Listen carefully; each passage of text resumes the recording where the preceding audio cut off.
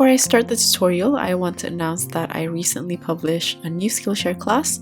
In this class, I'll be going back to the basics and I'm going to cover how to paint 9 types of flowers in a simplified way. I'm going to show you how to first paint them individually with some options along the way. Then I'm going to combine them together into a final composition. I'll be teaching you guys how to paint them freehand, but I'll also give out an outline for you to trace into your watercolor paper very lightly and use it as guide. You can use this for all of the flowers or only a few flowers that you might still be struggling with to paint freehand. So I would say this class is for all levels, so anyone can give it a go. If you're interested and have never been a member on Skillshare, you can use the link in my description box for a free trial, so you can have access to all the Skillshare classes, including this one as well as my older classes. Hope to see you there, and let's get back to the tutorial.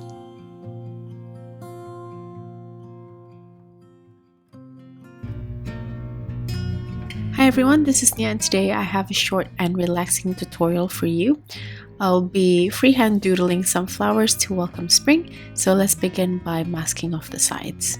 Personally, you don't have to mask it, but I feel like this takes away the burden of painting right to the very edge of the paper and having to compose things that fit within that space. So this is completely optional. I just find it much easier if I can paint over those masked areas instead. Since I'm not going to be sketching anything, let's go straight to the colors. Firstly, this is Burnt Umber by Holbein, New Gamboge by Daniel Smith, Cobalt Blue Hue by Holbein, Grey of Grey by Holbein, Vermilion by Holbein, Jaune Brilliant by Holbein, and Quin Red by Daniel Smith. I'm also going to be using Bleedproof White by Dr. P.H. Martins. Let's begin to paint. I'm going to start by mixing Vermilion with Jaune Brilliant to create a peachy color, and I'm going to paint a simple flower with 5 round petals. To create a bit of variation to the color, I'm then going to add Quin Red into the previous peachy mixture, or you can just use Quin Red with a bit of Jaune Brilliant. This time I'm going to angle the flower slightly, but I still want those petals to be nice and rounded. Since this is angled, there will be some petals which are foreshortened, and in that case the petals will be shorter, and if we see the petal from the side, it might also be thinner. For a bit of variation, I added a thicker consistency of the same mix while the surface is still damp. Next, I went back to the previous color mixture and I drew a smaller version of a side view of the same flower. Then, using what's left on my brush, I drew out a smaller layer of the same 5-petaled flower on top of the one that I already painted.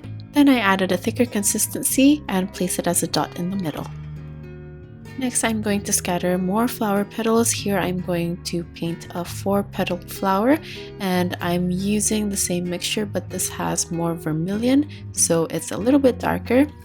And here I'm just painting on circles for some flower bulbs. After painting a few large flowers, now I'm going to paint some smaller ones as well, using a thick to medium consistency of New Gamboge, and here I'm just painting simple 4 to 5 petaled flowers. You can also include stems for certain flowers as well as leaves, so here for the greeneries, I'm going to mix up my own green from Cobalt Blue Hue and New Gamboge as the main colors. Then I use Burnt Umber to mute the color slightly and a little bit of Vermilion to warm the green. To paint the stems, I'm going to be switching to my small brush here. I'm painting on the sepals underneath the side-facing flower with a short stem connected to it. Then on the left, I'm going to draw or paint a longer stem for leaves. I'm just going to treat the leaves as how I paint the flower petals, so I'm just painting on rounded ones using my Filbert brush, but you can also include ferns or other leaf shapes as well.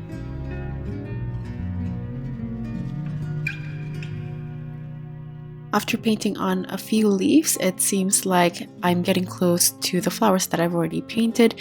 So instead of painting over all the flowers, I decided to extend and create a shorter stem that is coming out of the main stem and add more leaves there. After that, I'm going to go back to the previous flowers to add more layers. So here I'm using the Jaune Brilliant and Vermilion mix. This time I'm using a slightly thicker consistency to paint a smaller 4-petaled flower on top. And then using the same mix with added new Gamboge to create this orange, I'm going to paint on large dots in the middle of the yellow flowers. I'm also going to do the same thing for the center of the larger flowers as well, but this time I'm using a darker version of the same base color. Since the side-facing flower is covered by a bit of the leaves, I'm going to add on smaller petals on top. Next, I want to include larger flowers again, and this time I'm going to paint it differently. I'm doing a few strokes per petal, so the edges are a little bit frilly, and just like before, you can play with the amount of the petals included per flower. You can create as many variations as you can think of for the flowers. Personally, I just made shapes up, so here I'm adding a cluster of yellow flowers seen from the side, so I'm painting them close together. Then while the surface is still damp, I dotted in the green mix at the bottom and letting the paint naturally travel across. Then I switched to my small brush again to paint on the stems, which connects these 3 flowers together. The paint was a bit puddly, so here I'm moving back to add some details to the center of this flower using a mix of vermilion and a bit of burnt umber. After that, I'm going to add on the leaves. This time it's just normal leaf shapes, but for the color, as you can see, it's slightly darker because it has a slightly different ratio to the green that I mixed up before. Next, I'm going to use the vermilion and burnt umber mix, and here I'm painting a small flower, then I'm going to leave it to dry, and while I wait, I'm going to paint other flowers.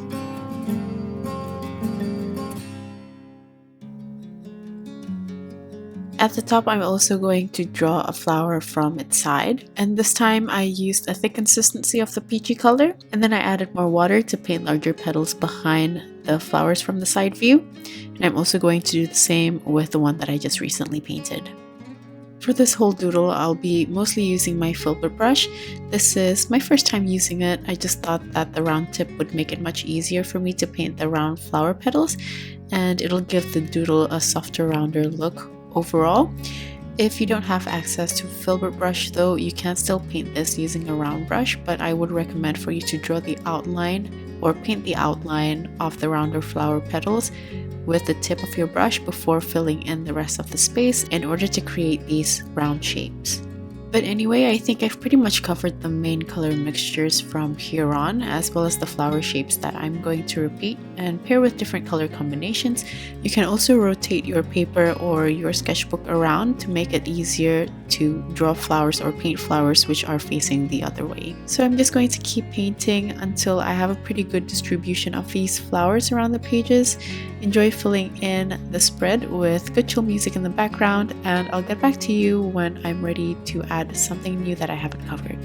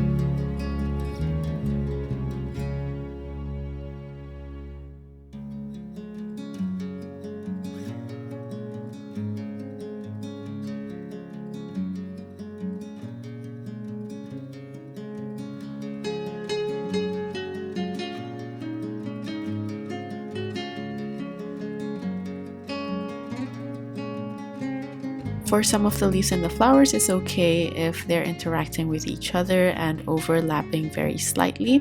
In fact, I find it really interesting to see the transparent layers overlaying each other. Just remember, if you do want to overlap the flowers or the elements, make sure that the previous layer is completely dry so you don't risk the paint running into each other.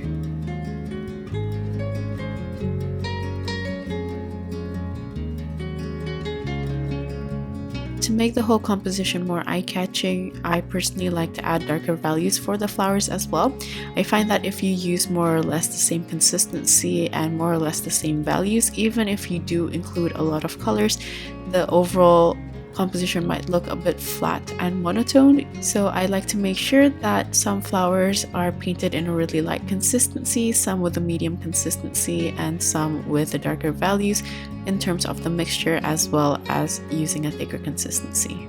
Now I'm going to start adding on the details for some of these flowers. Starting with this flower bulbs, I just added the sepals using the dark green mixture. And then I'm going to connect them all together by adding on the stems as well as tiny leaves. For the actual bulbs itself, I'm using the vermilion and burnt umber mix to add some lines, following the round curvature of these bulbs to give it a bit more volume. By the way, these details can be painted or drawn with pen or colored pencils as well. I feel like they would also look really cute with this composition, but of course the combination of colors as well as textures will be slightly different.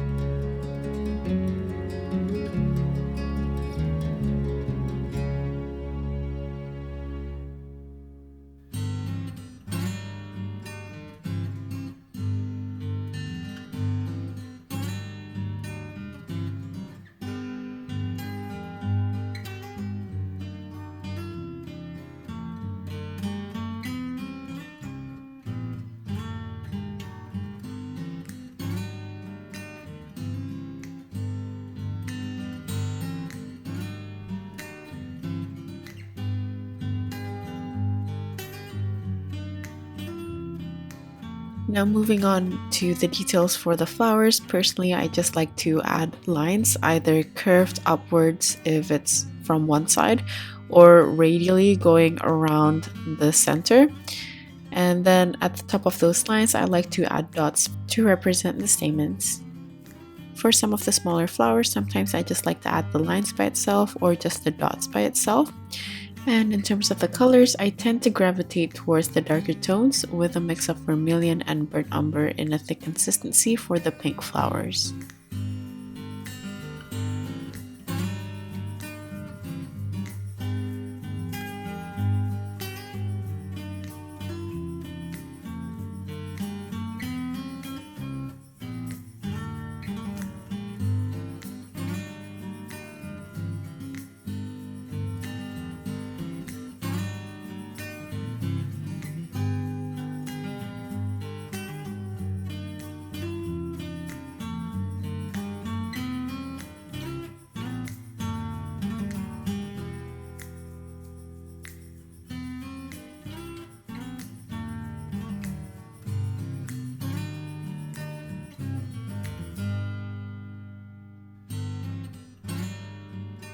As for the details of the yellow flowers, sometimes I like to use an orange mix from Vermilion and New Gamboge, and sometimes I like to also darken it further by adding burnt umber into the mixture.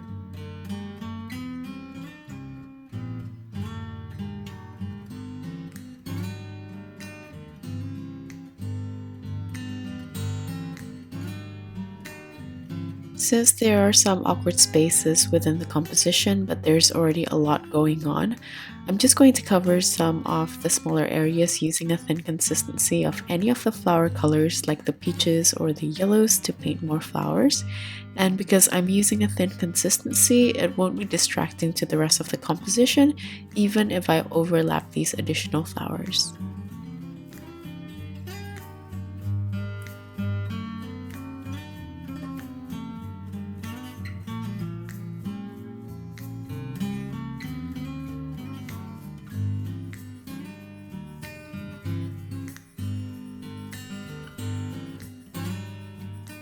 As for some of the longer spaces in between the flowers, I'm going to add small leaves.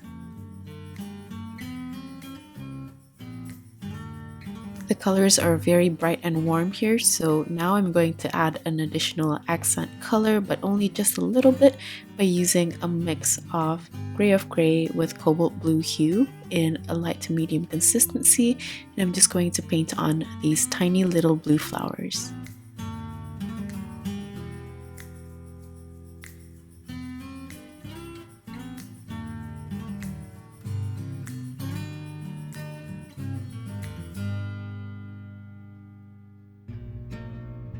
As for the center of these blue flowers, I'm just going to use a slightly thicker consistency of the same mix with more cobalt blue hue in the ratio.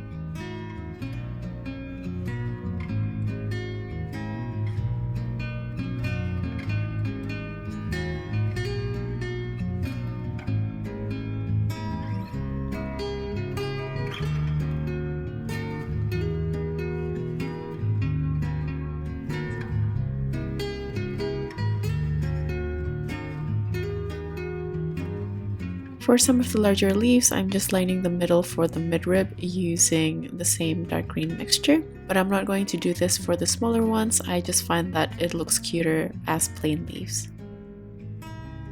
And here I'm just going to add some additional dark values for the composition by using a thick consistency of burnt umber. I'm also going to go over some of the leaves using a slightly darker value of the same green.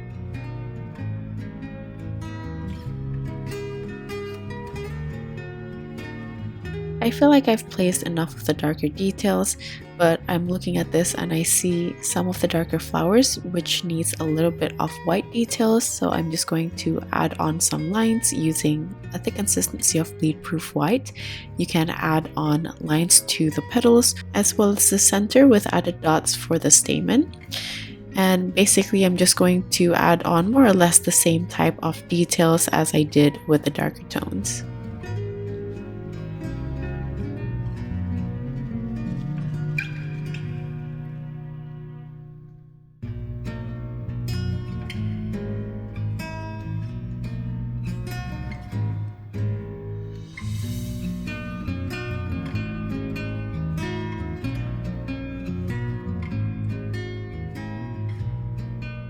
Once I feel like I have enough white to brighten the composition, I'm just going to call this finished and I'm going to unmask the sides. I really enjoyed this painting because I don't usually include that many colors for my simple doodles, so this was something different for me. But yeah, that's it. I hope you guys enjoyed this tutorial, and if you did, please consider subscribing if you haven't already.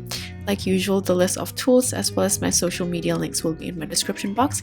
If you guys are still here, thank you so much for watching till the end, and I'll see you guys in the next one. Bye!